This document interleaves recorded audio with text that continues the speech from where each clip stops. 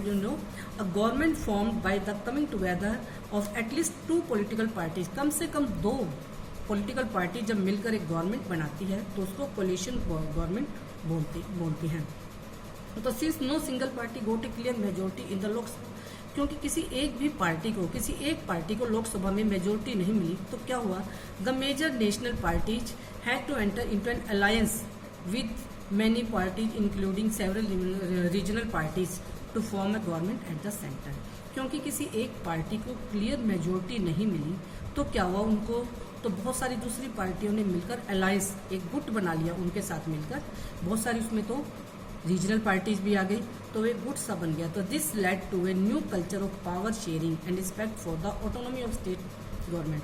तो ये power sharing का एक नया दौर शुरू हो गया, क्योंकि इस दौर में क्या था, अब सेंटर में भी अगर क्लियर मेजोरिटी नहीं मिली तो मान लो कांग्रेस पार्टी और बीजेपी या 2-3 पार्टियों ने मिलकर बनाया तो कोई भी एक पार्टी अपनी मनमानी नहीं कर सकती थी। This trend was supported by a major judgment of the supreme court that made it difficult for the central government to dismiss.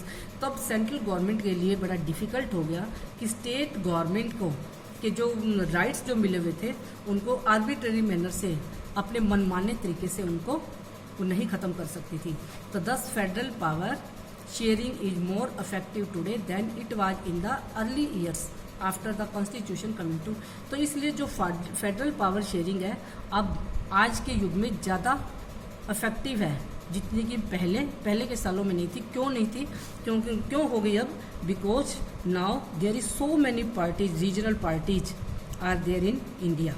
ठीक है, and now your lesson is, your part is completed, page number 21, and write down all the questions in your notebook. Read the chapter